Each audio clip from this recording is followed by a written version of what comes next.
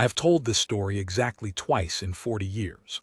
Once to my son, on the night he took the oath of the foot guards himself, because I wanted him to know what the uniform could mean before the drill yard taught him only what it weighed. And once now, to you, because I am old, and the men who stood in that square are nearly all gone, and I have come to believe that a thing only truly dies when the last man who saw it stops saying it aloud. I was 41 that winter, a printer by trade, with ink so deep in the creases of my hands that no soap ever reached it, and a small shop 2 streets back from the Cathedral of St. Aldhelm's in the old capital of Tyrhane. I tell you the printing because it matters to what I am. A man who sets other men's words in straight lines and reads them backward all day long. I notice when a thing is true and when it is merely arranged to look true. Remember that when I tell you what the controller said and what the young guardsman did instead. It was the morning they buried the Dowager Queen. She had been old beyond ordinary age, the grandmother of the realm, and when she died the whole kingdom seemed to draw one long breath and hold it. The bells of St. Aldhelm's had rung the slow toll for 3 days, 1 stroke for each year of her life, and the city had gone quiet under the weight of it the way a house goes quiet when someone is dying in an upstairs room. Black crape hung from the lamp standards. The shop fronts had drawn their shutters halfway, a custom older than anyone living, so that the city looked as though it were lowering its own eyelids. I had no particular love for the palace. I will be honest about that, because the rest of what I tell you depends on your believing I am not a man easily moved by gold lace. But the old queen had been a fixture of every printed sheet I had ever set, her face on the coronation programs my father printed, her name in the proclamations, her seal at the foot of 100 dull notices about bridge tolls and harvest taxes. She had been the weather of my whole life. And so on the morning of the funeral, I closed the shop, put on the one black coat I owned, and went down to the square to stand among my neighbors and watch her pass, because that is what you do for the weather when it finally breaks. The cordon was already set when I arrived. 2 long ranks of the foot guards, the tall bearskins black against the snow that had begun to sift down out of a pewter sky, the red of their tunics the only deep color in the whole gray morning. They stood along both sides of the processional way, from the palace gates down the length of the avenue to the west doors of the cathedral, holding the crowd back behind them with nothing but their stillness. There is a thing those men do that I have never been able to set in type, never been able to put into words that hold it. They simply stop being men who could move. You look at one of them and some part of your animal mind reads him as a wall, a pillar, a fact of the world.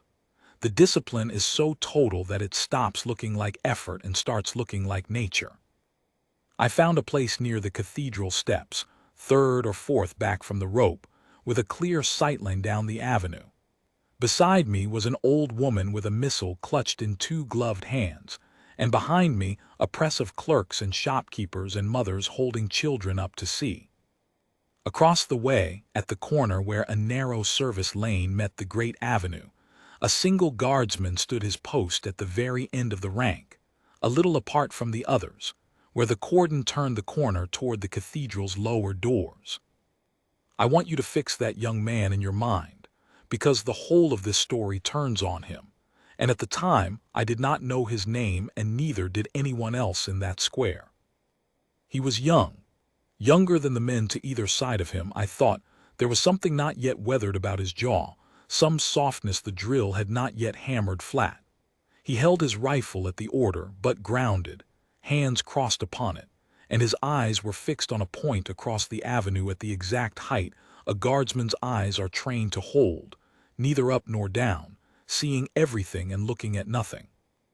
The snow gathered on the fur of his bearskin and on his shoulders, and he did not so much as blink it away. I remember thinking, in the idle way you think things while you wait in a cold crowd, that he looked like a man carrying something, not on his back, behind his face. I have set a great many men's portraits into print, and I have learned to read the difference between a face that is merely composed and a face that is holding the line against something. His was the second kind. I did not know why. I would before noon. The procession was late. These things always are. The cold deepened and the snow came harder, and the crowd shifted from foot to foot and murmured and went still again. And then, this is the hinge of it, the small ugly accident of scheduling that made the whole morning what it became. There came up the service lane, from the direction of the almshouse district and the pauper's burial ground beyond the river, a cart. It was a poor thing. A flat dray cart drawn by a single tired horse, driven by an undertaker's man in a threadbare coat, and on the bed of it, unadorned, lay a coffin of plain deal boards. No pall, no flowers, no mourners following, not one. Just the cart and the coffin, and the driver hunched against the snow, coming up the lane on what should have been an empty back route to the river ground, on a morning when every soul in the city was meant to be looking the other way. I understood at once what had happened, because I am a man who sets schedules into type and I know how they fail. Some pauper had died in the almshouse, and the parish had its burial fixed for that morning, fixed weeks before, because the dead do not wait on royal calendars, and the route to the river ground crossed the great avenue at exactly the corner where the young guardsman stood his post, and the great cortege had run late, and so the two had met. The grandest funeral the kingdom could mount, and the meanest, arriving at the same corner at the same hour, on the same fall of snow. The cart could not cross. The cordon was set. The avenue had to be kept clear for the cortege. So the driver drew up at the mouth of the lane, the horse blowing steam, and the plain coffin sat there in the snow, perhaps 10 feet from where the young guardsman stood, waiting for the great procession to pass so that the poor dead man could be taken on to his hole in the ground. And here is where the controller comes into my story. I did not know his title that morning either. I learned it later when I said his name. There was a small irony in it, that I was the man who eventually printed the official account, but I am ahead of myself. He was a tall man in a black tailcoat and a silk hat, with a silver chain of office across his breast and a baton in his gloved hand, and he came hurrying down the line from the direction of the palace with 2 under-officials trotting behind him, all of them with the tight, furious look of men whose perfect arrangement has developed a flaw. The controller of the household.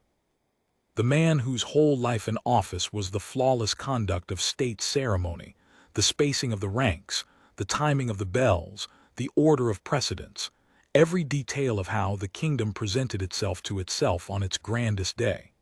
A capable man, I do not doubt. A man who had spent 40 years making certain that nothing ever went wrong in front of a crowd. And here was a pauper's cart, fouling his mourning. He came up to the corner and he saw the cart, and his face did a thing I have seen 100 times in men who care about the surface of things more than the substance of them. It curdled. He gestured the baton at the undertaker's driver as though the man were a stain. I was close enough to hear, because the crowd had gone the particular quiet of people watching a small drama unfold while they wait for a large one. "Hold there," the controller said to the driver. "You'll not cross. Stand off into the lane behind the line and keep it out of sight." He did not say the dead man. He did not say the coffin. He said it and that, the way you speak of something spilled. The driver, a meek and frightened man, began to back the horse, but the lane was narrow and the snow was deep and the cart would not easily turn, and so the plain coffin came to rest, for the moment, fully in view at the corner beside the rank in the falling snow.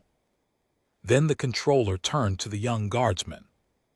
I heard every word, and I have never forgotten one of them.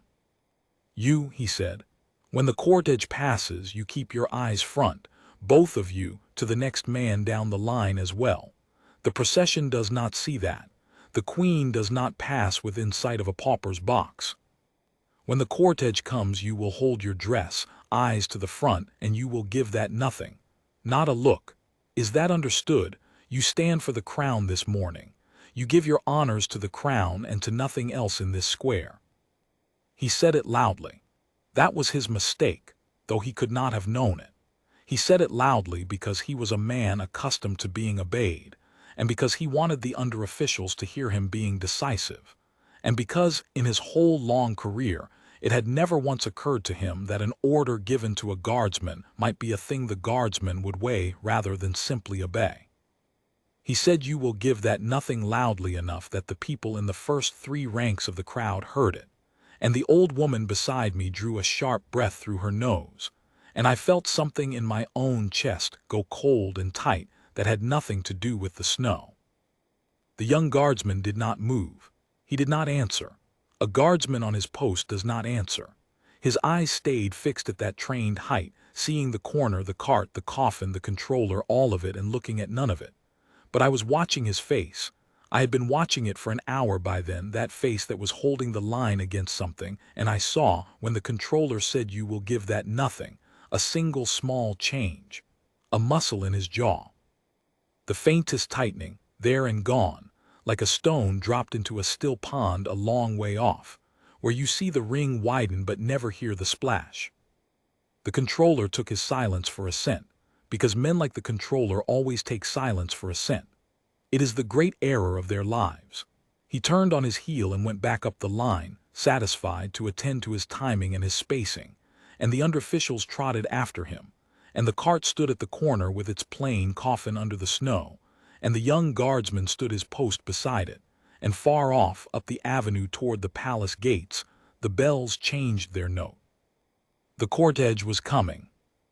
I have to tell you now the thing I did not know that morning but learned within the week, the thing without which the rest of it is only a strange and pretty gesture, and with which it becomes the truest act of honor I have witnessed in a long life. I learned it because I went and found it out.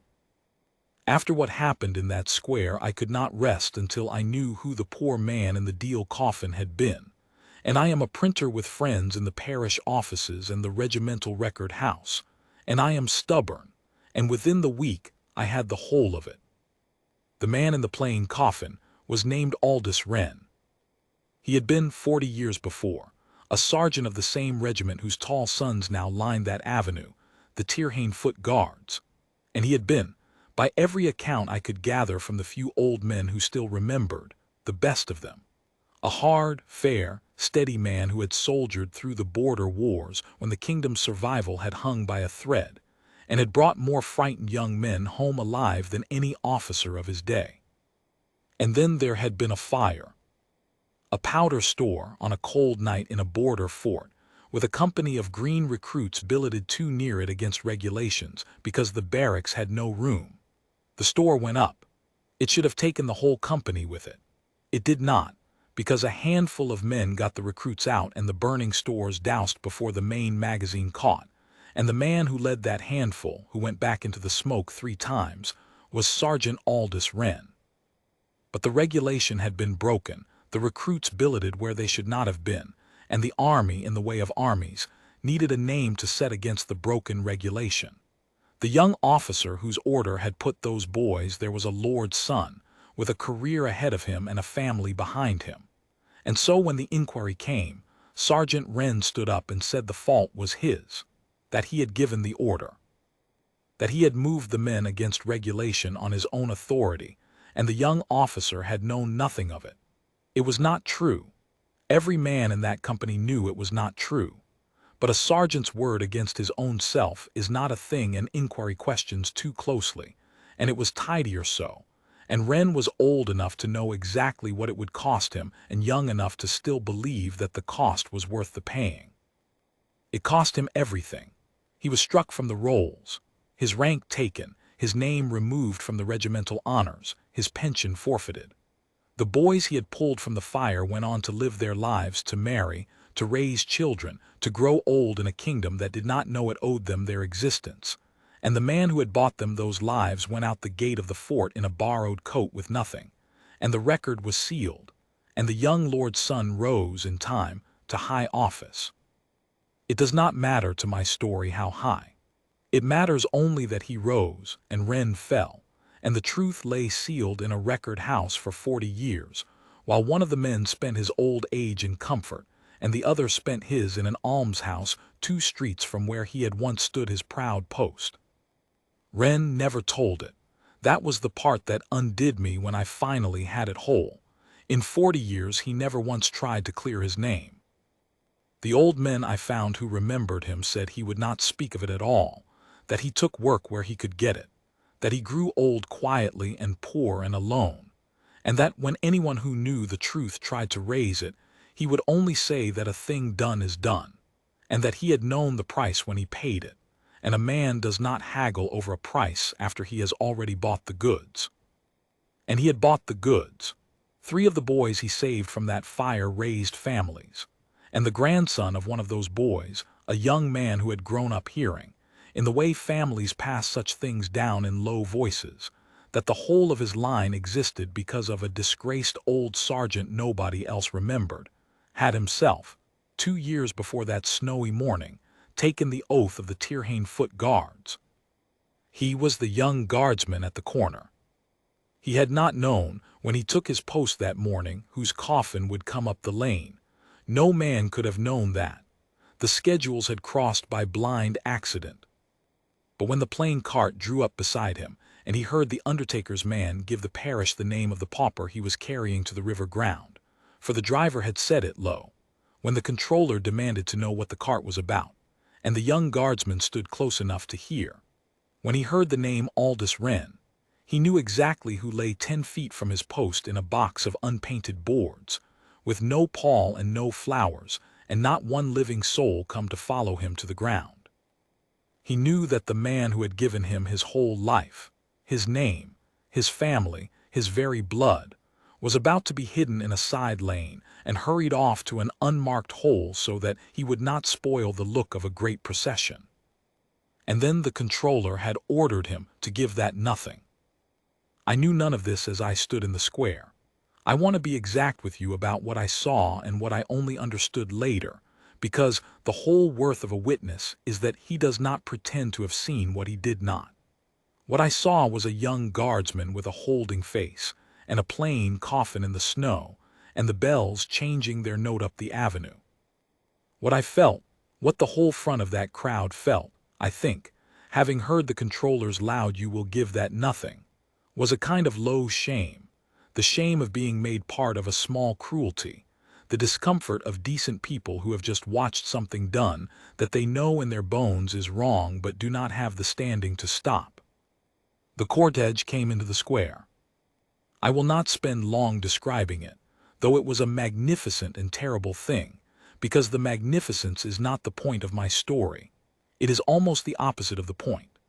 The bearer party with the gun carriage, the black-draped coffin of the Dowager Queen high upon it under the royal standard, the slow horses, the drums muffled in black cloth beating the dead march at the pace of a tired heart. Behind the carriage walked the family of the royal house. The king himself was too aged and ill to walk that morning, but the heir came on foot, a young man, the crown Prince Edrin of the house of Vendral, perhaps 20 years old, bareheaded in the snow with his face white and stricken, walking behind his grandmother's coffin in the way that all grief looks the same whether it walks behind a queen or behind a pauper. The whole square came to the salute as the carriage passed. Down the long ranks, in a slow ripple that ran ahead of the cortege like wind through standing wheat, the guardsmen brought their rifles up to the present, the highest honor the regiment renders. Given to the sovereign and to the sovereign alone, present arms, the slow, exact 3-motion movement executed by hundreds of men with a single will, the sound of it a soft thunder rolling down the avenue. The crowd uncovered. Men took off their hats. The old woman beside me pressed her missile to her breast and bowed her gray head. And the gun carriage came on through the falling snow, slow, slow, toward the cathedral doors, with the whole kingdom rendering its last honor to its dead queen. The young guardsman at the corner did not present arms to the carriage. I saw it happen, and for a moment I did not understand it, and then I understood it, and then I have spent 40 years trying to find words equal to it, and I have never wholly managed, and I will not wholly manage now. But I will tell you what he did. The cortege passed his corner. The men to either side of him brought their rifles up to the present for the Dowager Queen, the great rolling salute running down the line, and he did not. He held his rifle at the order, but grounded for one beat too, while the carriage went by him, and the slow drums beat and the snow came down. And the men near him and the under-officials and I all saw a guardsman fail to salute his queen, and there was a moment of pure horror in my chest, the horror of watching a man destroy himself, because to break the present arms for the sovereign is the unthinkable thing, the thing for which there is no forgiveness, the end of him. And then he turned. Not his eyes, his whole body. He executed with a precision that I can only call beautiful the slow ceremonial movement of facing, turned a quarter, away from the avenue, away from the passing carriage of the Queen, to face the plain deal coffin standing in the snow at the mouth of the lane. He faced Sergeant Aldous Wren. And then, alone, in the middle of the great salute to the Dowager Queen, in defiance of the order he had been given in front of 100 witnesses, he brought his rifle up to the present. He gave to the pauper's coffin the sovereign's honor. The slow, exact, three-motion present arms, the highest honor the regiment knows, the salute reserved for the crowned head of the kingdom.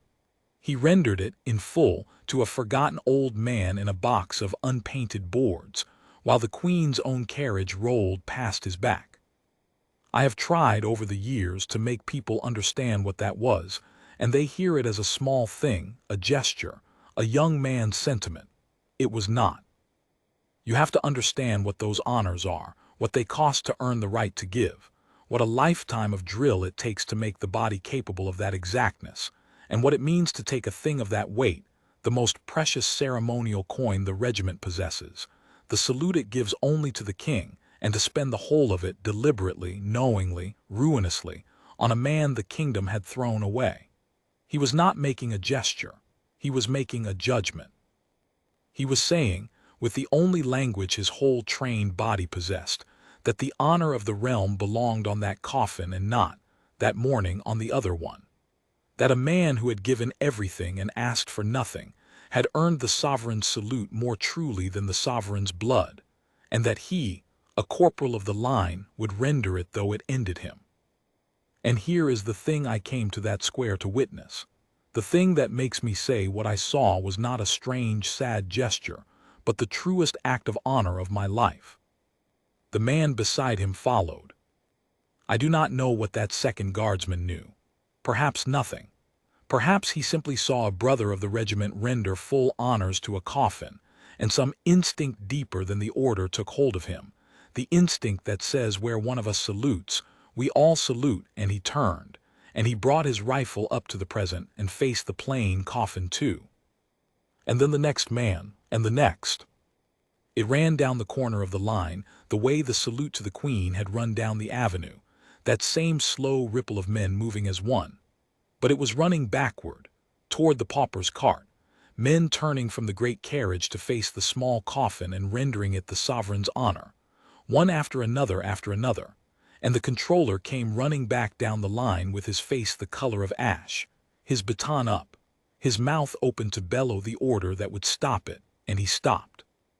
Because the crowd had begun to move. The old woman beside me went down onto the snow. Onto her knees, in the slush, her missile pressed to her breast, her gray head bowed toward the coffin she did not know the name of, because she had heard the controller say you will give that nothing, and she had watched a young soldier give it everything instead. And she understood, the way the whole front of that crowd suddenly understood, that something was being honored there that was bigger than the man in the box, bigger than the morning. That the young guardsman had not insulted the Queen at all, but had shown the entire square what the Queen's honors were for. And the men around me took off their hats, not for the carriage now past, but for the coffin, and bowed. And the whole crowd at that corner of the square went down into the snow in a slow spreading silence like a field of grain laid flat by a single great soft hand of wind. And the drum.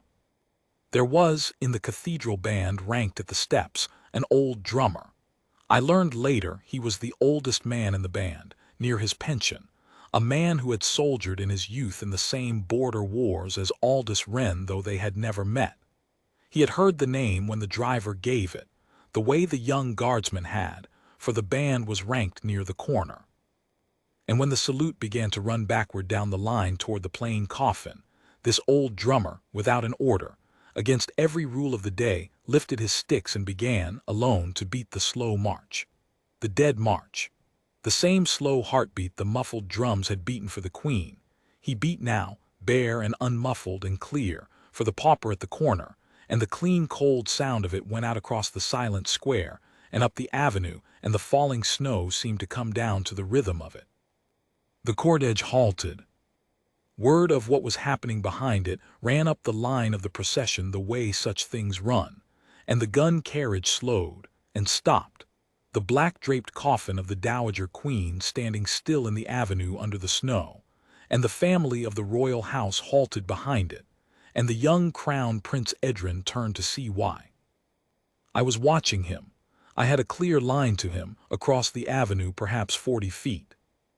I saw him turn, and I saw him take in the corner of the square, the young guardsman at the present, facing the plain coffin, the whole arm of the cordon turned backward in full honors, the crowd down on its knees in the snow, the old drummer beating the dead march alone, the controller frozen with his useless baton, and I saw the prince's white, stricken, grieving face change, slowly, into something I can only call recognition. He knew. I learned afterward how he knew, and it is its own story, but the short of it is that the truth of Aldous Wren had not died entirely. It had reached, by a long quiet road of old men's deathbed confessions and one honest clerk who would not let a sealed record lie, the ear of the young prince himself, only weeks before.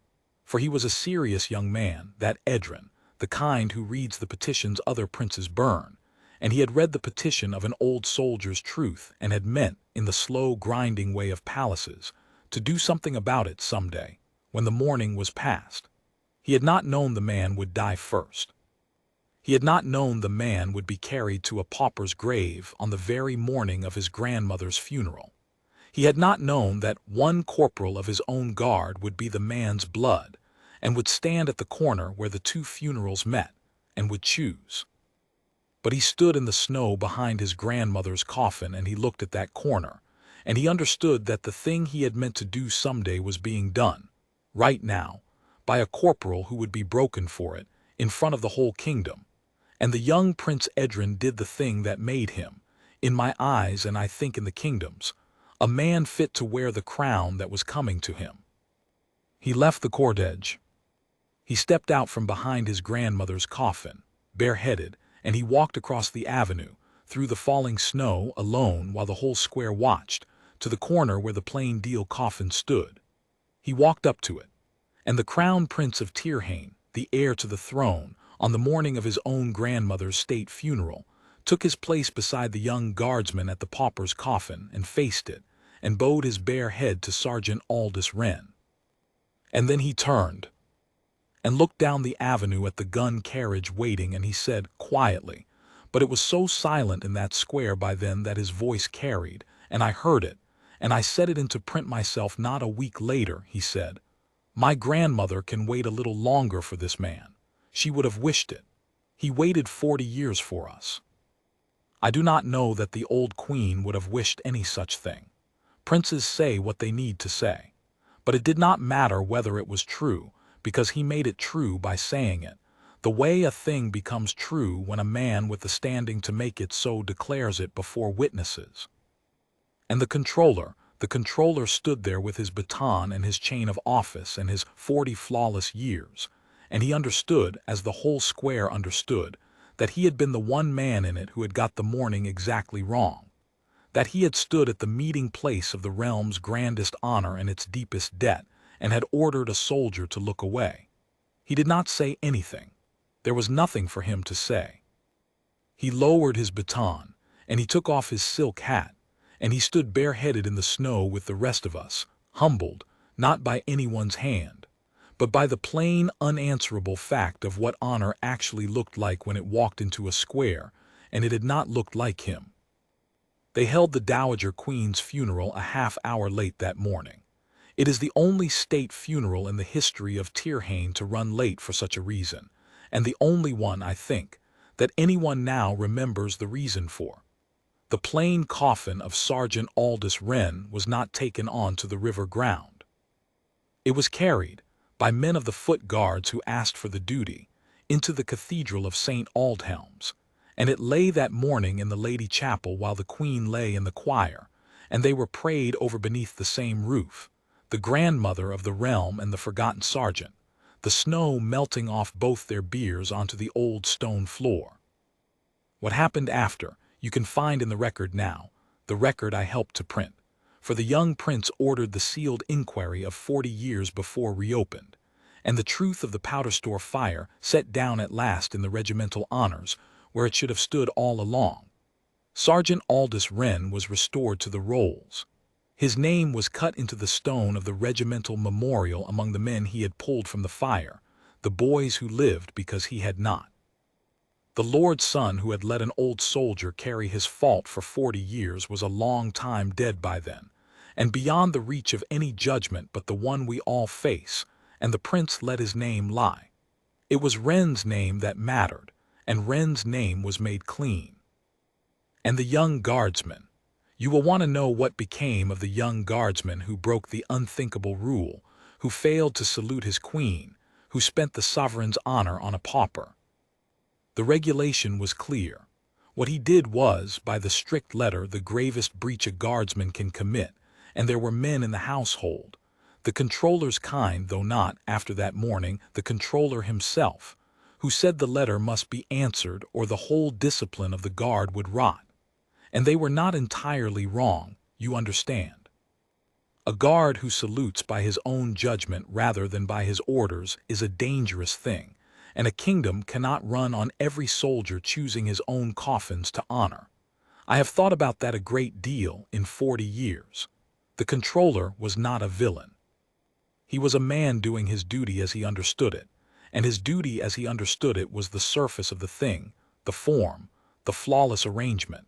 And there is a real and necessary honor in that, in the man who keeps the forms, and I will not pretend there is not.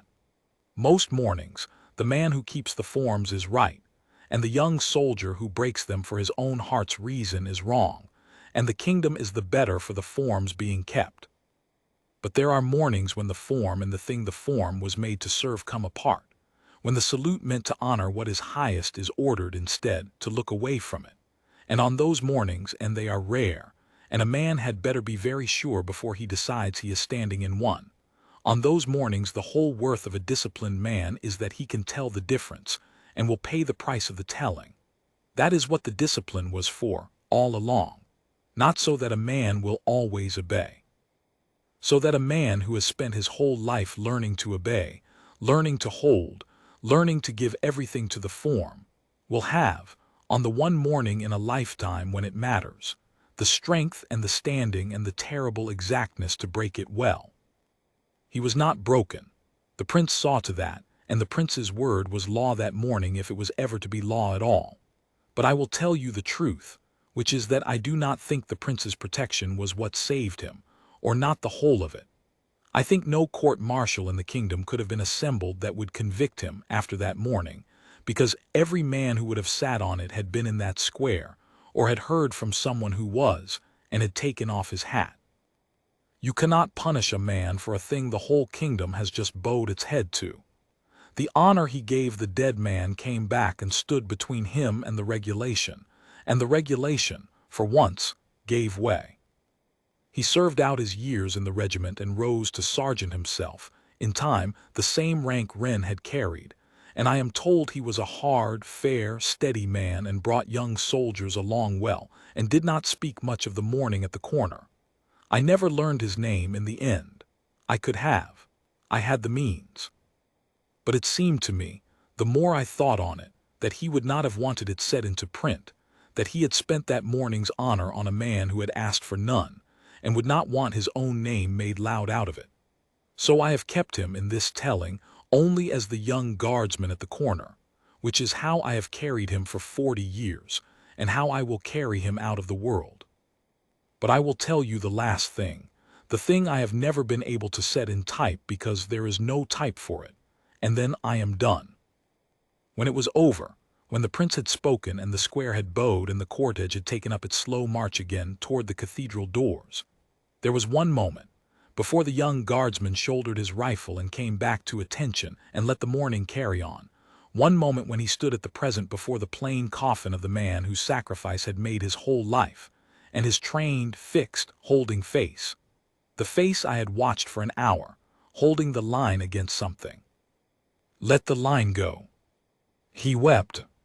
Standing rigid at the present, exact and immovable, the sovereign's honor rendered in full to the forgotten man, the snow coming down on the fur of his bearskin and the red of his tunic and the plain boards of the coffin. He stood and he wept, openly, without a sound, the tears running down a face that did not otherwise move at all, the way the statue weeps in the old story, the way the unwept finally find someone to weep for them. 40 years that old man had carried his price without a sound, and never haggled and never asked, and gone down at last toward an unmarked hole with no one to follow him. And his blood stood over his coffin in the king's red coat, and gave him, at the very end, the two things the kingdom had denied him for a lifetime in a single morning, the highest honor a soldier can render, and the simple grief of one human being who knew what he had done and what it had cost, and would not let him go into the ground unwept. I have set 10,000 pages of type in my life. I have printed the proclamations of kings and the notices of bridge tolls, and the truth of Aldous Wren restored to the rolls at last.